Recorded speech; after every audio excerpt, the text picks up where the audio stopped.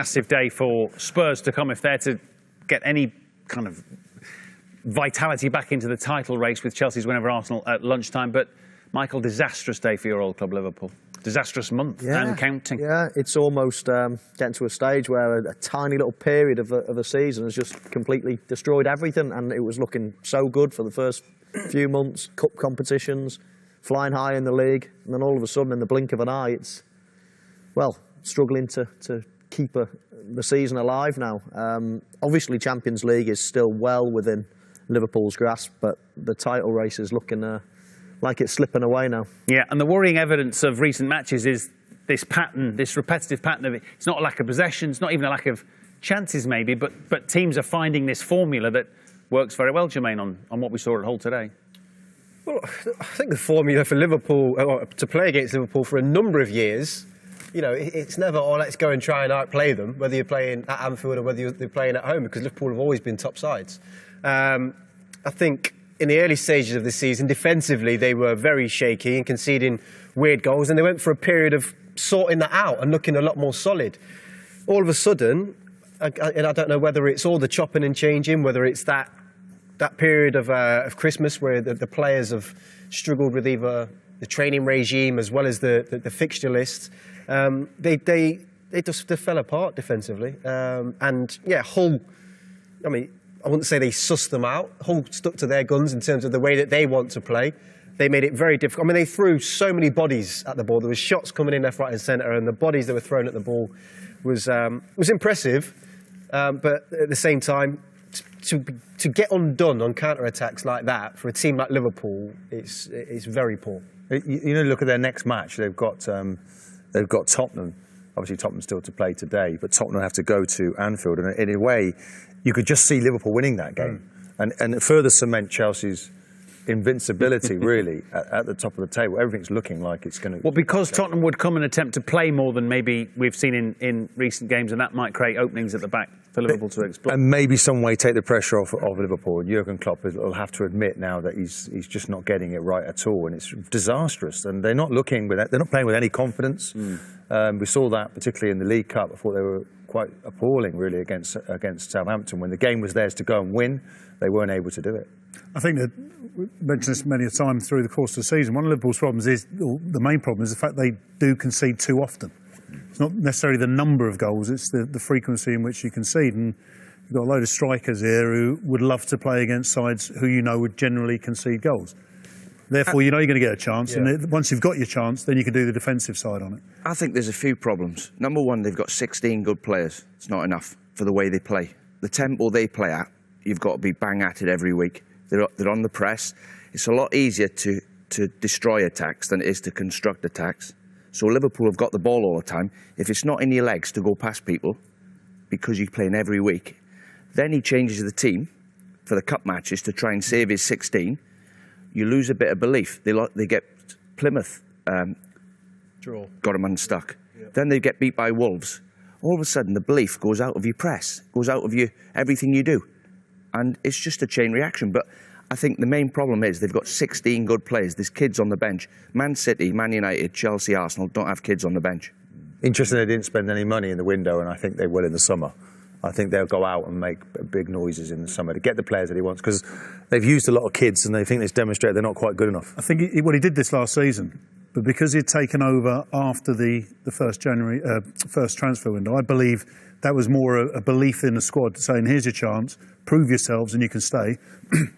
I think this time round, he should have been spending in the January transfer window, because, as you say, the rotation, there's no continuity between I think, training, which is more as important, if not more important. It's a difficult window, though, isn't it, January? And I think there'll be a plan. Jurgen Klopp will come back. That German, the way that they plan methodically, they'll have a plan to come back, and he'll be taking players out of the Bundesliga that he really believes in. They've had no European football this year either. You know, so I think when you're talking about bolstering your squad, it's usually for those European ties, the midweek games. Liverpool have had the ability, like Chelsea, you know, to prepare midweek, get the players ready. Yeah, there's been the cup run in the League Cup, but you know, it's not been any different to anything Champions else. League is still a real possibility. They've got Manchester United on their shoulder coming in there, so a Man City now looking to jump in as well. So you've got to turn up, and he's got to get a reaction from the current players that he's got. There's still plenty to play for. Although you want to go for the Premier League champions, you've got to stay in that top four. But Martin, unfortunately, they're dropping points against. Well, actually, I'd flip this around. They're dropping points against arguably the lesser teams in the league towards the bottom. So therefore, your teams around you aren't getting any advantage off those lost points. However, you shouldn't be doing it on a regular basis as Liverpool are. I think Jay Moore's right. A lot of people at the start of the season, the way Liverpool started the season with that high press, they were magnificent. They were blowing everybody away. They were on a number of games unbeaten run. Everybody said they would tire. They would tire. And at this moment in time, when you're playing for a big club like Liverpool, you can't just play for 3 months. You've got to play for a full season. You can't tell me Mane's not tired. He's just come back from the African Cup of Nations. What did they reach? So they knocked out in the semi-final. Was it the semis or the quarters? Yep. Mane. Coutinho's had problems. He's been injured. So the likes of Lallana, Firmino, Chan, they've got to keep going. And the level of performance has dropped. Maybe it is tired. It's hard to believe, though, isn't it? It's hard to believe they're tired. I mean, they do rotate. They're not in Europe. Correct. And, I mean, you look at stats. Liverpool's running stats are right up there. I think they cover more ground than anyone and more high intensity. But everyone was talking about this could be Liverpool season and Chelsea season because they've got no European football. They can go gung-ho for the league and that's it. They play all their kids in other cup competitions, so it's not like they're playing hundreds of games. So I find tiredness in the first 2 games of the season, we saw what was to come. They beat Arsenal in the first match of the season and they lost at Burnley. You know, there is an inconsistency right from the start of the season. The consistency is that they're continually dropping points to the teams at the bottom end of the table. No one's arguing with that, Jamie. No, yeah, but that's the consistent. You're saying inconsistent. It's consistent. They keep doing it, and this is the point. It's why. Do they lack a plan B in games? Because they only really play one way, don't they? And if it doesn't work, they lose. You know what, right? Yeah. We talk about this high press. Yeah. You can only have this high pressing style of play if you haven't got the ball, really. That's the way how it works, because it's about if somebody else has got the ball, we'll press them as high as we can, we win it in attacking areas, and we go from there. In games like today, they've got the ball like 80% of the time. So this high press thing, you just throw it out the window. There's no point, because all are going, have it. We don't care. What we're going to do is we're going to try and catch you on the counter-attack. And that's what what Swansea did to them at Anfield as well. So, I mean, their plan B at the minute isn't working. Or perhaps they need to evolve their plan A. When I say tired, Matt, as well, it's not just tired physically. It's tired mentally. It's holding on to being in that top 4 as a Liverpool player with the pressures that create. They're not creating anywhere near enough. They've gone out to Southampton in the League Cup semi-final at Anfield, lost to Wolves in the FA Cup at Anfield. Plymouth took them to a replay, lost to Swansea at Anfield after coming back from 2-0 down in front of the Kop 2-2. Liverpool in the ascendancy. You'd never have thought they would have lost that game. So it's tiredness in the mind as well. They're not creating enough. It can be that they're just not good enough. And then personnel changes need to be made. And that will happen in the summer. Otherwise, they'll be changing the manager. They're the demands of that football club. You've got to win something there, and it's been far too long in coming. I think it's interesting when you change a side. I mean, in the changing room, when you're playing youngsters in certain games, you basically give in games hierarchy.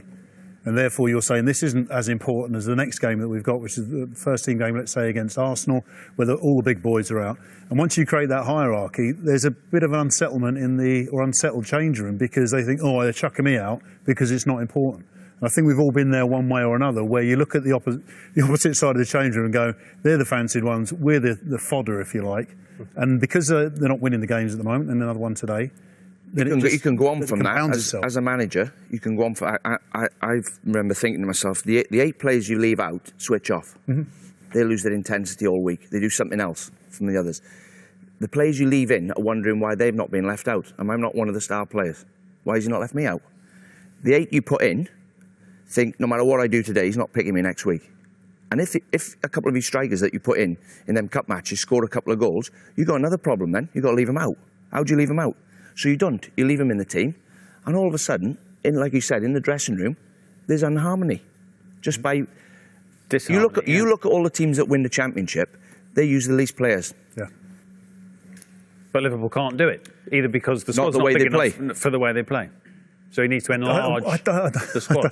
I don't actually agree. I mean, like Michael said, it's not as if they've got the European games to contend with as well. And arguably, you play until your players stop playing. Therefore, you're top of the league like Chelsea, and this might be a problem that Chelsea encounter later on in the season. So it's not that they're tied, it's that they're not good enough in your... I don't think they're good enough. And listen... So what were they doing at the start of the season that was good then? There was a momentum. We talked about this heavy metal music, the players dance to this tune. He's an emotional manager.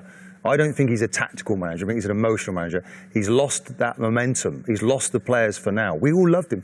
We all wanted to play for him at one stage of the season this year, but they've lost their way. And that's where I'm looking at the tactics. The managers fascinate me in this Premier League. You know, Guardiola now, he looks, last week, West Ham, brilliant. You're looking at Conte. He, another one, is look at the tactics he's got. I saw it in the Euros in the summer. These guys are bossing it. But they also look very emotional on the touchline, don't they? They do, and it's about keeping that emotion in check. I've not been there, Dino's been there. Can you make the decisions? You're almost dispassionate. Can you think your way through this battle? Can you pick the right teams? But if you look at it, the setup for Conte is settled. He plays the same way virtually every week. The players know their roles, responsibilities. There's a very good balance to the way that they play. They're hard to beat and very, very good on the break and the creative. They're creative, and Liverpool aren't at the moment. It's interesting you talk about tactics. Conte had an issue with Costa, perhaps, and he drops him. Basically, he said, "You're not, you know, but he's the boss. You're not the boss. I am." You talk about Liverpool. I think Klopp has very, very good tactical awareness, but unfortunately, you've got players who seem to go against that. The likes of Coutinho, who score wonderful long-range goals, but miss a hell of a lot of long-range shots. And therefore you think, is that part of the tactic to shoot from distance? I can't imagine it is. Instead of pulling him out of the side, he'll keep him in there because he's a top player. Whereas Conte doesn't have that. And I think that's the difference. It's the strength of the manager and decision making. It's interesting to compare Guardiola with Conte, and why is one settled quicker than the other? When Guardiola has come from what he's done, and you could look at it and say someone that's more creative is going to take longer for them to be more successful as somebody that's quite pragmatic in his management, which is what you've basically got from Conte. Yeah, but he's very pragmatic. If you want to simplify that, Martin, one team can defend. Yeah. Chelsea, and one team can't.